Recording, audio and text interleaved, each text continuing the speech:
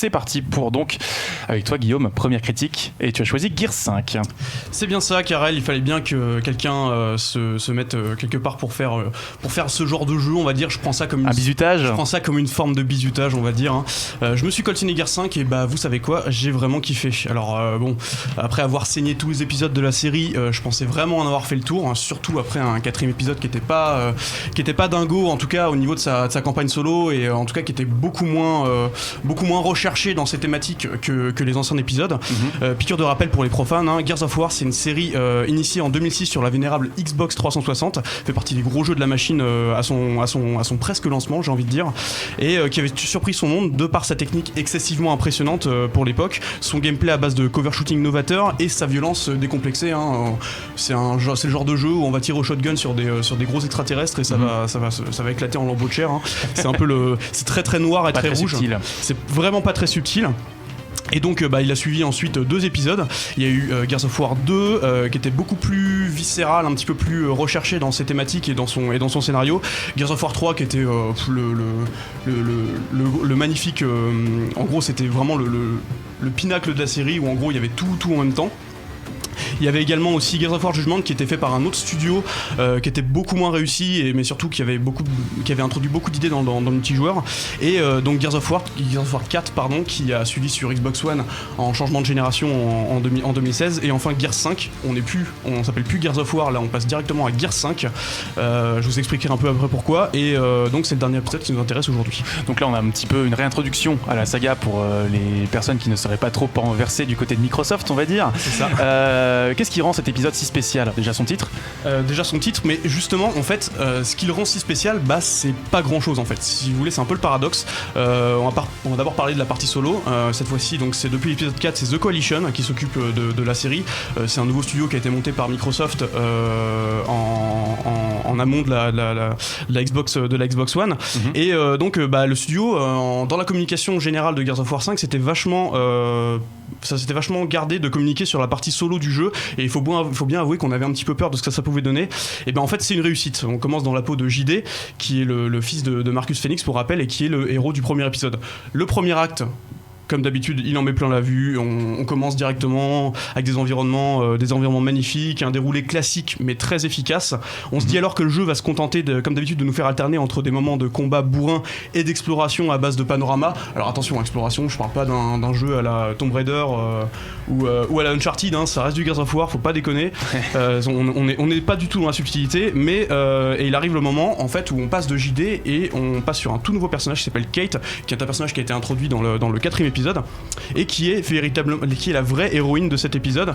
Et l'avantage de Kate, c'est que contrairement à ses copains en muscles, que vous savez comment c'est, hein, les Gears of War, c'est des Space Marines tout carrés, ouais. C'est des Space Marines tout carrés. On a l'impression que les mecs ils sont butés à je sais pas quelle hormone, des apéricubes avec des fusils, exactement, voilà. Et donc Kate, son avantage, c'est qu'elle est beaucoup plus son gameplay est beaucoup plus équilibré, plus fluide et basé sur le mouvement.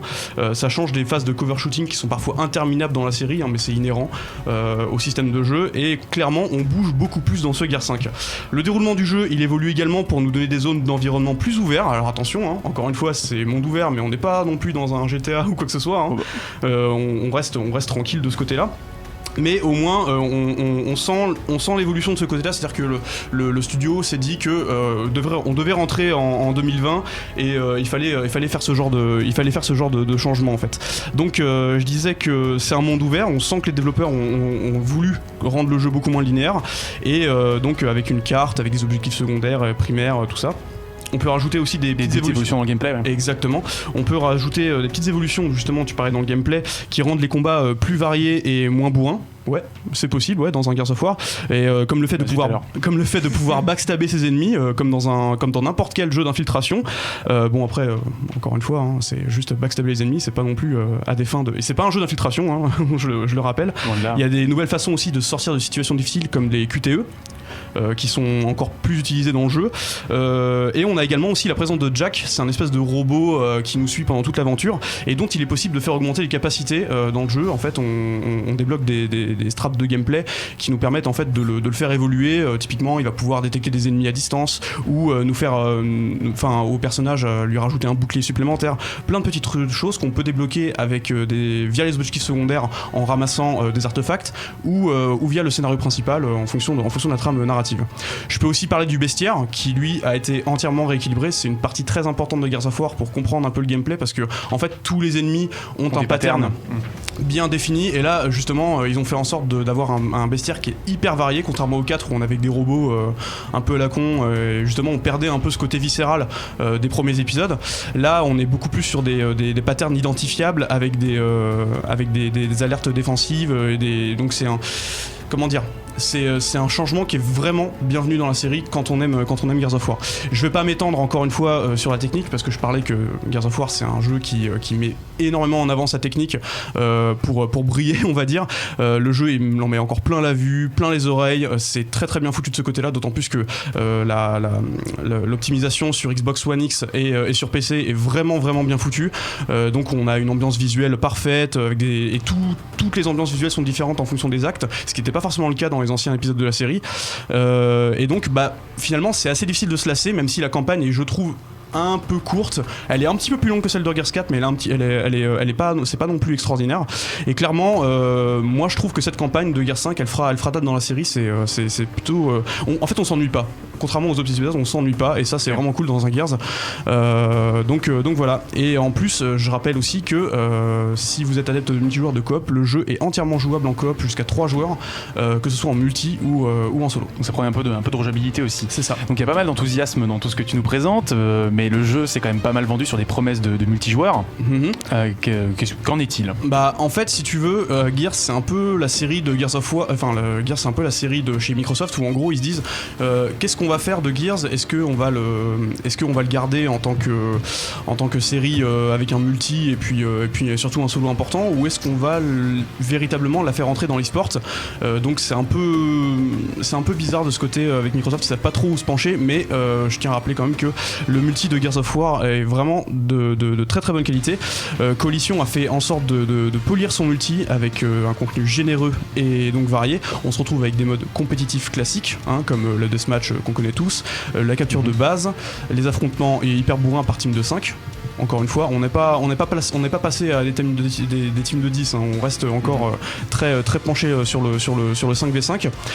On a également aussi une nouvelle relecture du célèbre mode Horde qui était apparu dans le Gears of War 2 il me semble, et en fait le principe du mode Horde c'est on va affronter en équipe cette fois-ci encore de 5 des vagues d'ennemis toujours plus fortes jusqu'à épuisement et jusqu'à ce qu'on se fasse tous wiper sur la map tout en accumulant des points et en permettant à chacun de pouvoir acheter des armes et aussi des obstacles pouvant ralentir les ennemis comme des tourelles, des barrières, tout un tas de panels. Et donc de ce côté là on reste dans l'efficacité et c'est classique mais ça marche très très bien, d'autant plus que les serveurs traînent très très bien la charge. Finalement la vraie nouveauté de côté multi, et il en fallait une de ce Gears 5, c'est l'arrivée d'un nouveau mode qui s'appelle Fuite. En gros c'est un peu l'inverse du mode Horde. On se retrouve comme son nom l'indique, le but c'est de progresser dans une carte immense, c'est vraiment vraiment très grand et en plus ça apparaît au fur et à mesure de la progression des joueurs, et le but c'est en fait on va essayer de survivre, c'est-à-dire qu'on a des nombres de munitions qui sont très limités contrairement au reste du jeu. Avec des ennemis très nombreux, ça me fait un peu penser à Left 4 Dead un peu dans l'idée, et donc voilà. Donc le mode 8 est vraiment très très bien. Alors bon, au final, qu'est-ce que vaut ce Gears 5 ? Comme je vous disais en introduction, j'ai vraiment adoré cet épisode. On sent que The Coalition a fait un vrai effort pour rendre la série au goût du jour avec des nombreuses petites améliorations de gameplay, tout en conservant le système de jeu qui a fait son identité, c'est-à-dire un cover shooter hyper bourrin et ultra violent. Entre tradition et modernité donc. Ouais, on va pas... je vais pas me le lancer dans ce débat-là. Alors bon, si vous aimez Gears of War comme moi, vous allez forcément kiffer cet épisode, vous serez ravis de goûter aux nouvelles innovations de gameplay gameplay et vous défoulez à coups de tronçonneuse dans vos confortables charentaises.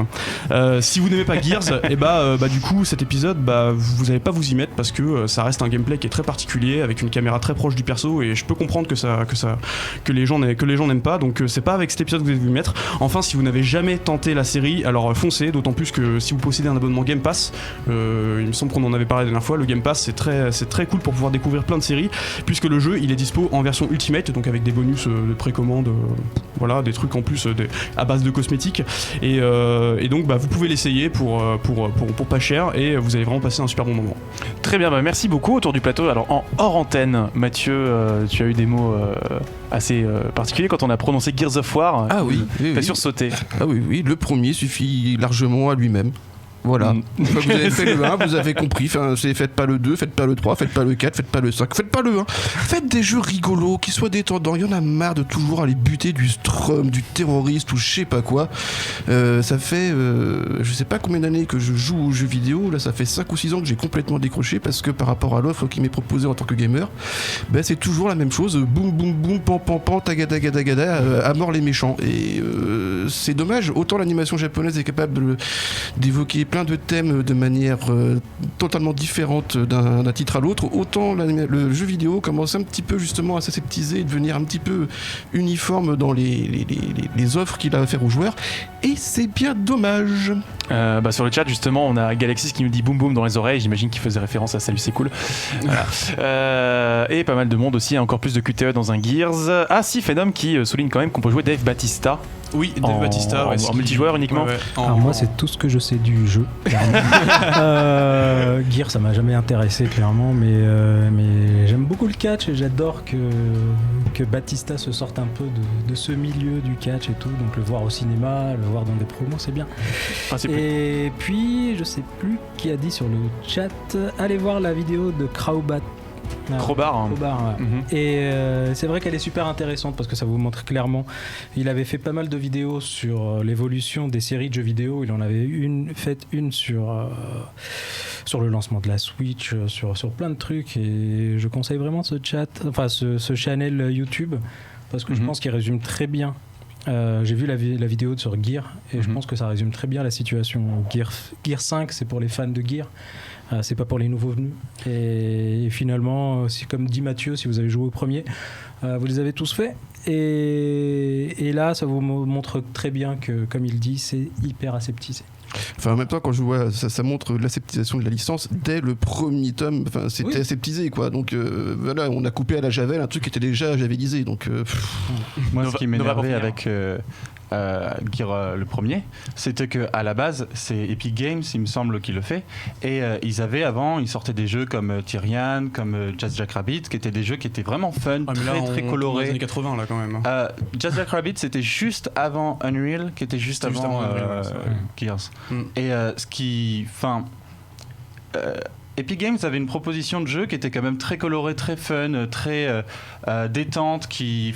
Jazz Jack Rabbit, c'était un lapin qui se droguait à la testostérone. Il combattait contre des tortues qui kidnappaient sa meuf en bikini. Ça partait très loin. Et en fait, ils ont fait Jazz Jack Rabbit 2 qui a très bien marché, mais ils avaient peur que le 3 marche pas. Et du coup, à cause de cet échec, ils se sont dit on va aseptiser nos jeux, et à partir de là ils ont commencé à perdre tout leur côté coloré et à refaire des jeux avec des héros qu'on a vus 1000 fois, gris dans l'espace, qui tirent sur n'importe quoi. Après, le jeu est peut-être très bien, je l'ai pas essayé, mais j'ai déjà ce petit passif avec Epic Games qui, moi, j'adorais ce qu'ils proposaient avant, et en plus voilà. Pour les couleurs, il y a Fortnite. Oui, maintenant, Fortnite revient. Mais ça faisait un moment chez Epic Games qu'il l'avait pas fait.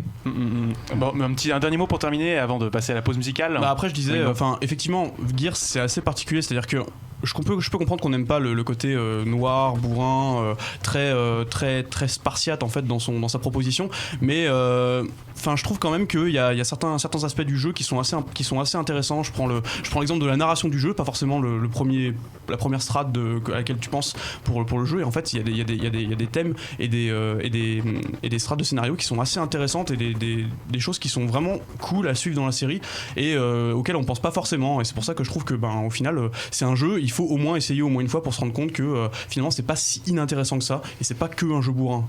Très bien, bon bah on finira là-dessus. Jeux vidéo, BD, manga, séries et cinéma de genre. L'actu Pop & Geek, c'est dans Hyperlink, votre cocktail de bulles et de pixels, avec Karel et son équipe, tous les dimanches à 17h en direct sur VL.